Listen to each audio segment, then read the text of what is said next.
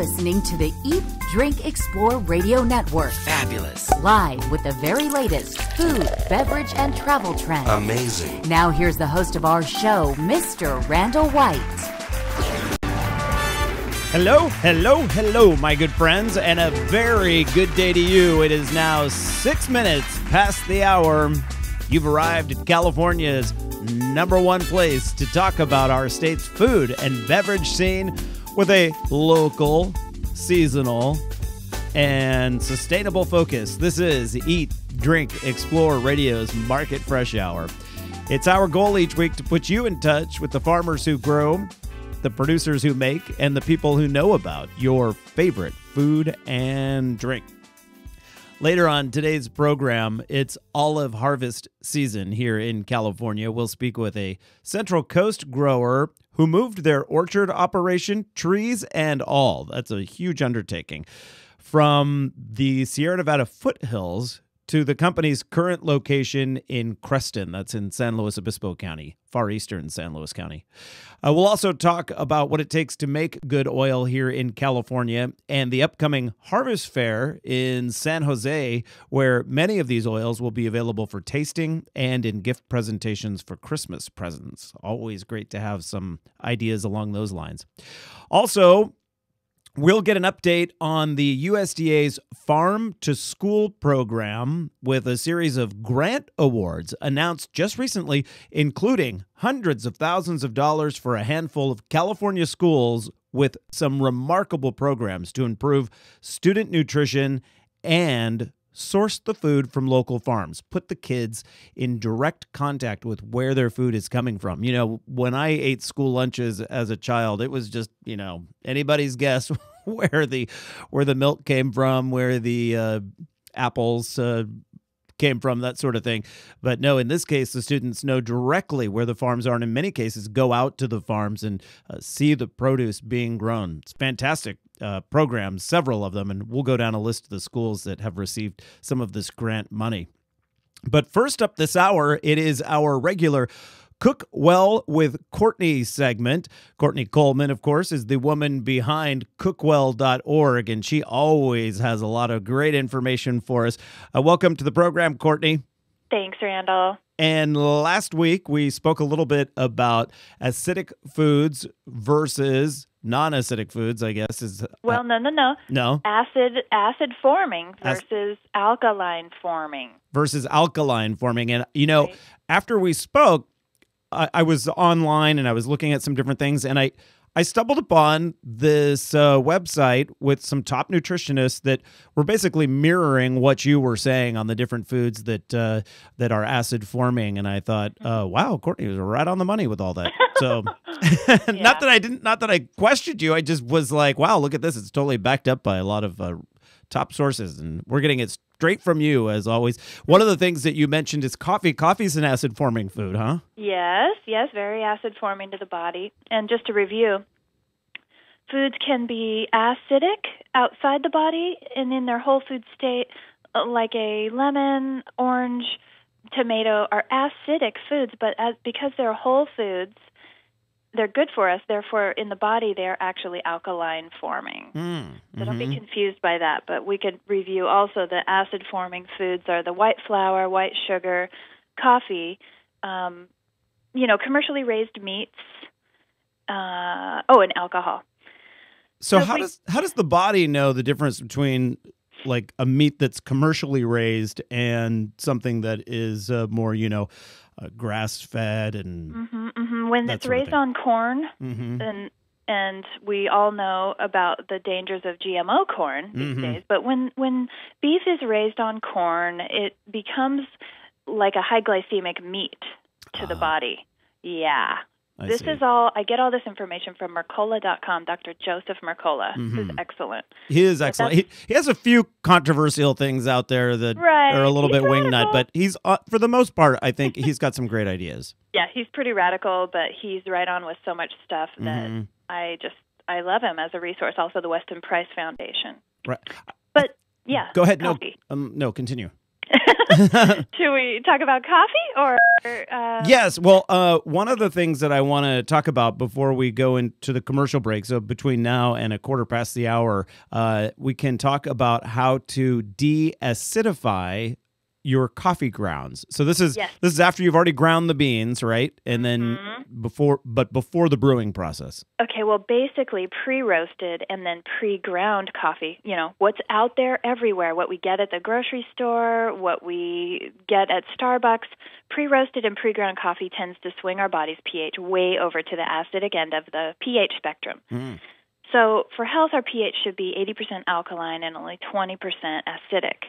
So try to keep acid-forming foods to just 20% of the diet, and then whole foods, nuts, beans, seeds, grains, seasonal, regional vegetables, fruits, to the other 80%, and you're doing good. But for a zero acid effect for your coffee, roast the beans yourself, then grind and steep them immediately. Is there an easy way to roast them yourself? Well, my friend Bob Sachs, who has a business called Diamond Way Ayurveda, and I'm going to talk about one of his awesome products in a minute for making coffee healthier for you. But he has a coffee roaster. It looks like an old-fashioned popcorn popper. That's what I've heard, yeah, that people use popcorn poppers. Yeah, you can get raw coffee beans, roast them yourself, grind them and steep them immediately for a zero acid effect. I think as the minutes tick by, it just tends to become oxidized and rancid, and then it's like acid forming to the pH the longer you let it sit. So the more recently you can roast it, the better. And those old hot air, well, I guess I say old, I imagine they still make them, but the hot air popcorn poppers can be used to roast coffee beans. I've seen that now on many occasions. Yeah. Awesome. And then grinding it and steeping it immediately too. And then I remind people to flush each cup of coffee, whether it's immediately roasted and steeped or it's been sitting around and you know it's acid forming. Rinse every cup of coffee out of your kidneys with at least 8 ounces of water afterwards. Just a really good rule of thumb. And there is an Ayurvedic or East Indian spice blend that will help neutralize that acid-forming effect of coffee on your pH and lessen its harmful effect on your kidneys. So when we get back from the commercial break, I want to talk about what is Ayurveda. Ayurveda, and things that are Ayurvedic, right? That's the adjective. Yes. And then what exactly are those spices that go into that?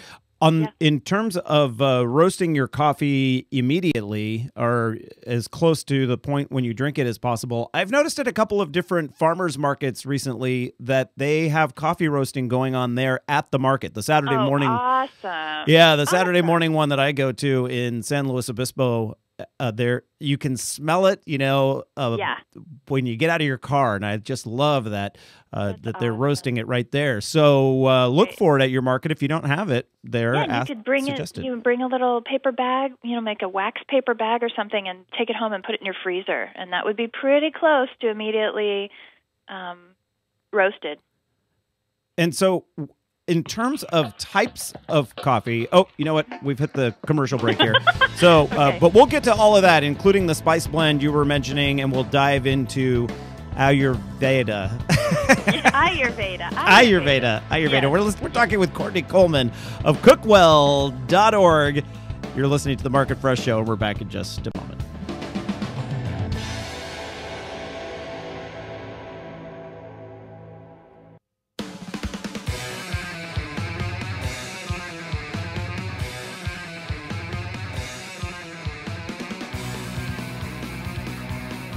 $19 minutes past the hour now. Great to have you with us, everyone. I'm your host, Randall White, and you are listening to the Market Fresh Hour, part of Eat, Drink, Explore Media, and always great to have you with us.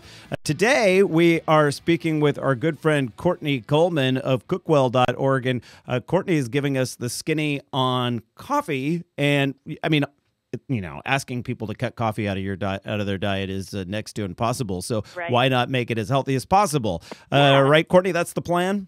Yeah, and it can be a healthful thing in moderation and with these simple principles or steps. So we talked about in the last segment that coffee is an acid forming food versus Yes. alkaline forming food. It doesn't Right. have to be as acid forming though, right? And the first thing you do is to deacidify. Acidify. Right. I'm not talking well. My tongue is tied today. It's okay. Your coffee grounds. And one key to doing that is to roast them as close as possible to the point that you grind them. Yeah. The sooner you roast it and grind it immediately and steep it immediately, the less acid forming it is to the body's pH. And then also to drink an equal amount of water following the coffee that you consume. Twice as much water, Oh, actually. twice as much. At least flush each cup of coffee out of your kidneys with 8 ounces purified water. Oh, we could get into water too, but let's just stick to coffee today. We will stick to coffee today. And then you mentioned the Ayurvedic spice blend. Did I say that right? Yes. Okay, yes, good. The East Indian philosophy of eating and living in harmony with nature according to your particular body type, which is huge. We are also biochemically different, ancestrally, metabolically. Don't get me started. And we're moving along those lines here in the West. Oh, yeah. People are tuning into it. They're experimenting with blood typing. They're experimenting with metabolic typing. They're experimenting with Ayurvedic typing. Mm-hmm. But I'll let you know those spices you can roast your coffee or you can steep your fresh ground coffee with to give it a gentler effect on the kidneys and make it so it's less acid forming. Okay, so let's go down them one at a time. People might want to write these down. Well, and I also posted it on my website. If you go to the bottom of the page that's about Courtney, then you'll see it at the bottom. It's called Coffee Good, is what I call it. I like that. Coffee Good. Yeah. At the bottom of the About Courtney at cookwell.org. Yes. It's like the second page on the site. Just scroll down to the bottom, you'll see it.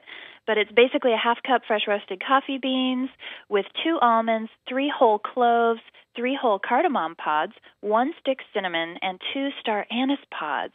So it's sort of this like Christmassy, spicy, lovely flavor. Yeah, that sounds good this time of year. Yeah, and you can get all these spices in bulk, as much or as little as you want, either at the Secret Garden Organic Herb Shop in San Luis Obispo or at most natural food stores. They have an herb spice section for medicinal herbs at the Co-op in Slow. I think it's called Slow Natural Foods now. But they have all these wonderful spices for healing on the left in glass jars on the wall, and then, it's like a rack against the wall, but they're all glass mason jars full of all these wonderful herbs and spices. And then on the right-hand side is all your culinary herbs and spices. I love that Secret Garden. I know. Kirsten's a dear friend of mine. It's such a wonderful resource. Yeah, it really is. Yeah. And if you're listening in Santa Cruz right now or Monterey, San Jose, any of the other cities where our show is heard, it's a simple Google search for a spice store near you. These are the ones that just happen to be close to us. But definitely stop in if you are going through San Luis Obispo. It's a wonderful experience. So cute, right there on the creek. And she's outside. It's like an outdoor garden shop. Unlike any other shop you're going to encounter, that's for sure. Yeah, and you can tell her, I've been having sleeplessness. I've been having gout. I've been having whatever. And she can direct you to herbs that will heal you, and she can even make us a particular tea blend for your particular needs. Yeah, she did that when, like a year ago, we were there, and one of us was getting over a stomach flu, and we still have some of that in the pantry. Okay, so let's go through these ingredients and explain why each one of these is a good addition to the coffee steeping. Starting with two raw almonds. So are you grinding all of this up with the coffee beans, or you're just putting... Exactly. Okay. You're grinding it with your half cup fresh roasted coffee beans. All right. And I don't know the actual chemistry of each of these ingredients, but I just know that it's an Ayurvedic secret. Okay. 2 almonds, 3 whole cloves, 3 cardamom pods, 1 stick cinnamon, 2 star anise pods. What's a cardamom pod? Cardamom is a spice that's on the sweet side. It's a lot like coriander, but it's just this interesting flavor that's in a lot of curries. Oh, okay. And I wanted to mention you can get something called Shakti shots at New Frontiers here in Slow, or if you go to Diamond Way Ayurveda, it's a website. My friends Bob and Melanie here in Slow have a 2-ounce bottle of this spice blend in a liquid. It's the extracts of these spices, and you can add like 4 or 5 drops to your coffee to make it easier on your kidneys and not so acid forming to the pH. Yeah, if you don't have all of this stuff sitting around, I know we don't have any cardamom pods in our kitchen, but maybe we should. I need to look these up. I hadn't even heard of that before. So a lot of people have sticks of cinnamon around this time of year. Mm-hmm. And then star anise. Enlighten us on star anise. I don't know much about its healing properties. I could, but I'm not an herbalist. Oh, okay. No, that's all right. I'm a Whole Foods cooking guide. And so, yeah, but star anise, in my mind, I know what anise is like. I just don't know if star anise is different than that, but. There's a third thing you can do to coffee if you have pre-roasted coffee. And even pre-ground, there's a really simple trick you can do to it. You can soak it, basically. So to your 1 pound fresh ground coffee, put 8 cups of water in a glass bowl and just leave it sitting in the bottom of that bowl under that 8 cups of fresh water for 16 hours. And just on the countertop at room temperature, covered with a dish towel, is fine. And then the next day, you strain that dark liquid off, just the liquid part, into a jar, and just keep it in your fridge for up to 2 weeks. And that is like a coffee extract. So during that time, you can add 1 to 2 tablespoons of this concentrated, deacidified coffee extract to your 8-ounce cup of hot water for a perky cup of deacidified coffee.